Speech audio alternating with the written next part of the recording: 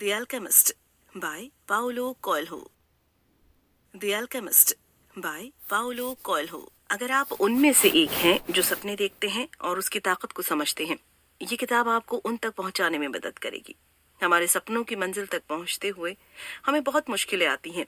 वो हमें क्या सिखाना चाहती हैं? क्या वो हमें आगे बढ़ने के लिए प्रेरित करती हैं? इन सब बातों के जवाब इस किताब में दिल को छू जाने वाली कहानियों के जरिए दिए गए हैं। ये किताब आपको उस कहानी की दुनिया में लेकर जाने की ताकत रखती है, जिससे आपका निश्चय अपने सपनों के लिए और दृढ़ हो जाएगा। इसे पढ़कर आप सीखेंगे, जब आप कुछ चाहते हैं तो सारी कायनात आपको उसे हासिल करने में मदद करने लगती है। सपने सच होने की संभावनाओं से जीवन मनोरंजक हो जाता है। लोग अपने जीवन में किसी भी समय अपने सपनों को पूरा करने में सक्षम होते हैं। सिर्फ एक ही चीज ऐसी है जो सपनों को हासिल करना असंभव बना देती है, वो है असफलता का डर। पहला सबक, सीखने का केवल एक ही तरीका है, वो है कर्म के जरिए। आपको जो भी जानने की जरूरत है वो आपने अपने सफर से सीखा है। The alchemist. सैंटियागो, जो स्पेन के एक शहर में रहता था, उसे दुनिया देखने का बहुत शौक था। वो अपनी भेड़ों को चराते हुए एक गांव से दूसरे गांव जाता था और ऊन बेचता था। पिछले कुछ दिनों से सैंटियागो एक लड़की के ख्याल में गुम है। वो उस व्यापारी की बेटी है जिसे वह आखिरी बार ऊन बेच कर आया था। वो एक बार फिर उसके गांव की तरफ जा रहा था। वहां पहुंचने से पहले रात हो जाती है और वो अपनी भेड़ों को खाली चर्च में छोड़कर एक साइकमोर के पेड़ के नीचे सो जाता है। वो ख्वाब में देखता है कि एक बच्चा आकर उसकी भेड़ से खेलने लगता है और उसका हाथ पकड़कर पिरामिड के पास ले जाता है और कहता है, यहाँ पर है तुम्हारा खजाना। और जैसे ही उस खजाने का सही जगह बताने लगता है, उसकी नींद खुल जाती है। यह ख्वाब वो पहले भी देख चुका रहता है। वो इस ख्वाब को पूरा दिन सोचकर बेचैन रहता है। तभी उसे ख्याल आता है कि तरीफा में ख्वाबों की ताबीर करने वाली एक बूढ़ी औरत रहती है और वो वहां पहुंचकर उससे मिलने जाता है। दूसरा सबक, जब तुम किसी चीज को पूरे दिल से चाहते हो तो पूरी कायनात तुम्हें उससे मिलाने में लग जाती है। वो अपना ख्वाब उस औरत को बताता है। औरत उससे कहती है कि इस ख्वाब का मतलब मैं तुम्हें तभी बताऊंगी जब तुम इस खजाने का 10वां हिस्सा देने का वादा करोगे। सैंटियागो उत्साहित होकर बात मान लेता है।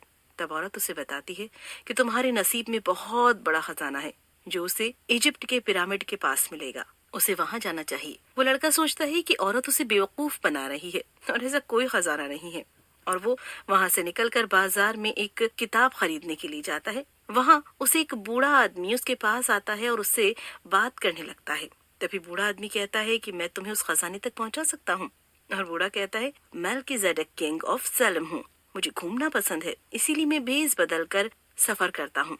और वो कहता है कि उसे उस खजाने के बारे में बता सकता हूँ जब वो अपनी भेड़ का 10वां हिस्सा मुझे दे दे। तो बूढ़ा आदमी उससे कहता है कि जब व्यक्ति युवा होता है तो उसे अपनी मंजिल का पता होता है और ख्वाब देखने और पूरा करने से पीछे नहीं हटता है। पर जैसे जैसे वक्त गुजरने लगता है तो एक नकारात्मक ताकत उसके पीछा करने लगती है और उसके ख्वाब को पूरा करना असंभव हो जाता है और वो अपना ख्वाब छोड़ देता है, चाहे कोई भी हो। अगर तुम कुछ दिल से चाहते हो तो वो तुम्हारा मिशन बन जाता है, भले ही दुनिया घूमना हो या मर्चेंट की बेटी से शादी करना हो या फिर खजाना ढूंढना हो। और जब तुम किसी चीज को पूरे दिल से चाहते हो तो पूरी कायनात तुम्हें उससे मिलाने में लग जाती है।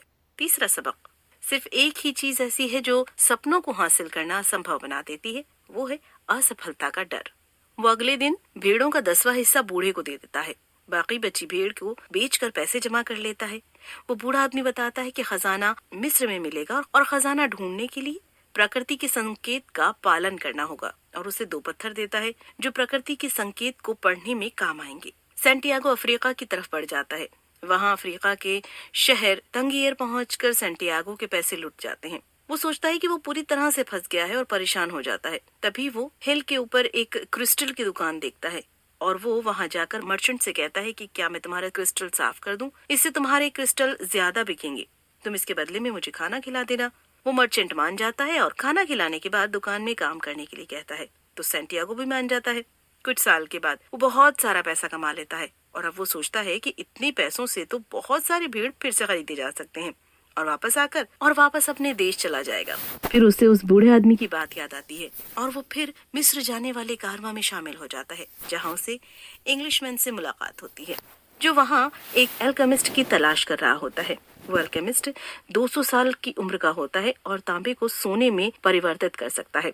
जब वो लोग अल्केमिस्ट के गांव पहुंचते हैं तभी कबीलों में जंग शुरू हो जाती है और सैंटियागो वहां रुककर अल्केमिस्ट को ढूंढने में इंग्लिशमैन की मदद करता है। इसी दौरान उसकी मुलाकात फातिमा से होती है और देखते ही देखते प्यार हो जाता है। फातिमा उसे अल्केमिस्ट का पता बता देती है, लेकिन फिर सैंटियागो बार बार फातिमा से मिलने जाने लगता है। सैंटियागो रेगिस्तान में रहकर वहां की भाषा को समझने लगता है।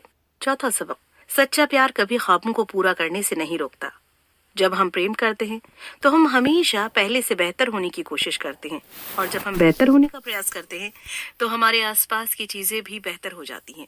एक दिन वो दो बाजों को आपस में लड़ते हुए दिखता है। उसे लगता है कि आर्मी गांव पर हमला करने वाली है। वो वहां जाकर वहां के राजा को बताता है कि वो राजा अपने आर्मी को युद्ध करने के लिए तैयार कर लेता है और सैंटियागो से कहता है कि अगर तुम्हारी बात गलत हुई तो मैं तुम्हारी हत्या कर दूंगा। अगले दिन सही में आर्मी उस गांव पर हमला कर देती है, पर तैयारी होने की वजह से गांव वाले युद्ध जीत जाते हैं और राजा सैंटियागो को 50 सोने के सिक्के देते हैं और गांव का परामर्शदाता बना देते हैं। सैंटियागो सोचता है कि वो अब फातिमा से शादी करके इस गांव में पूरा जीवन रह सकता है।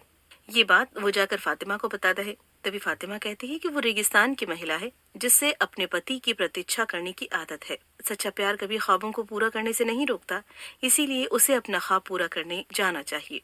उसी दिन अल्केमिस्ट सैंटियागो से मिलता है, जो उसे समझाता है और अपने साथ खजाना ढूंढने ले जाता है। कुछ दिन रेगिस्तान में सफर करने के बाद कबीले वाले जासूसी के इल्जाम में उसे पकड़ लेते हैं। अल्केमिस्ट कबीले के राजा को वो कहता है कि उसे जंगल के बारे में कुछ नहीं पता, वो बस शिकार करने के लिए निकले हैं और ये लड़का बहुत बड़ा अल्केमिस्ट है जो 3 दिन में अपने आप को हवा में बदल सकता है। और वो सैंटियागो का सोना भी उस कबीले के राजा को दे देता है। फिर कबीले का राजा हंसते हुए कहता है कि तुम मुझे पागल समझ रहे हो, अगर ये लड़का ऐसा नहीं कर पाया तो मैं तुम दोनों की हत्या करा दूंगा। सैंटियागो बहुत डर जाता है और अल्केमिस्ट से कहता है कि तुमने तो फंसा दिया मुझे और ऐसा करना तो असंभव है। अल्केमिस्ट कहता है कि तुम मौत और नाकामी के डर को अपने अंदर से निकाल दो और रेगिस्तान की भाषा पर ध्यान लगाओ, ये तुम आसानी से कर सकते हो। 3 दिन बाद सैंटियागो रेत की ऊंची टीले पर जाकर रेगिस्तान, धूप और हवा से ब्रह्मांड की भाषा में बात करता है और तूफान लाने में सफल हो जाता है। ये देखकर कबीले वाले डर के दोनों को छोड़ देते हैं। 5वां सबक, सपने सच होने की संभावनाओं से जीवन मनोरंजक हो जाता है। कुछ दिन और रेगिस्तान के सफर करके दोनों एक सन्यासी के पास पहुंचते हैं। सन्यासी के घर में अल्केमिस्ट तांबा को सोने में परिवर्तित करके 4 सिक्के तैयार करता है। उसमें से एक सिक्का अपने पास रखता है और एक सैंटियागो को तथा 2 सिक्के सन्यासी को दे देता है, जिसमें से एक सिक्का सन्यासी के लिए और दूसरा सैंटियागो को देने के लिए जब वो पिरामिड से वापस आ जाए। अल्केमिस्ट वहां से वापस चला जाता है और सैंटियागो पिरामिड की तरफ आगे बढ़ जाता है। वहां पहुंचकर सैंटियागो खुदाई शुरू कर देता है। कुछ समय के बाद वहां कुछ लोग आ जाते हैं और उससे सोने का सिक्का ले लेते हैं। उन लोगों को लगता है कि इस लड़के ने खोद कर ये सोने के सिक्के निकाले हैं और वो लोग सैंटियागो को मारते हैं और अधिक खुदाई करने के लिए कहते हैं।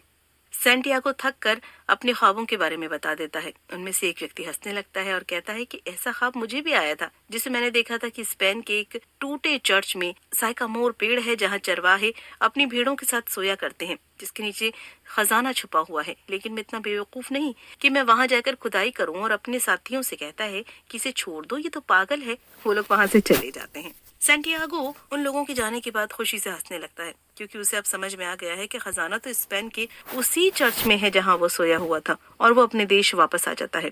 चर्च पहुंचता है जहां साइकामोर पेड़ है।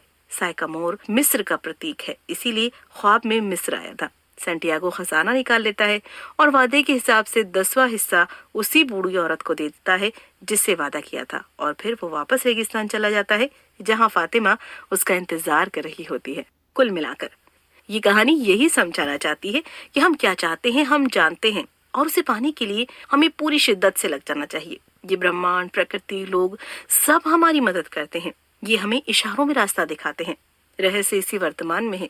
अगर आप वर्तमान में ध्यान देते हैं तो आप अपने आप को निखार सकते हैं, और अगर आप अपने वर्तमान को निखारते हैं तो पल भी बेहतर होगा। क्या करें? अपने दिल को समझाइए कि तकलीफ का डर तकलीफ से भी ज्यादा डरावना होता है, और कोई भी हृदय अपने सपनों की तलाश करने में कभी पीड़ित नहीं हुआ है। और अगर आपको तकलीफ हो रही है तो समझिए कि अभी आप अपने सपनों की ओर सही दिशा में पूरे जज्बे के साथ नहीं बढ़ रहे हैं। एक बात जो समझ में रखने वाली है कि संयोग जैसी कोई चीज होती नहीं है। सोचिए, अगर सैंटियागो भी यही सोच लेता कि अगर उसका संयोग खजाने को पाने का होगा तो वो खुद उसके पास आ जाएगा, और शायद वो कभी अमीर न बन पाता। इसीलिए संयोग जैसा कुछ नहीं होता। हर चीज के लिए पूरी मेहनत करने के साथ साथ कोशिश करना भी जरूरी है। हर व्यक्ति के पास दूसरों को कैसे जीना है इस बात का पूरा स्पष्ट अनुमान होता है, लेकिन अपनी जिंदगी जीने का नहीं। अगर हर व्यक्ति सिर्फ अपने जीवन पर ध्यान देने लगे तो कोई परेशानी नहीं होगी और सभी लोग अपने जीवन को बेहतर बना सकेंगे। अपने जीवन में इन बातों को अपनाइए और बस आगे बढ़ते जाइए, क्योंकि जिंदगी एक ही है और बहुत खूबसूरत है। तो चलिए साथ मिलकर अपनी और सबकी जिंदगी खूबसूरत बनाते हैं।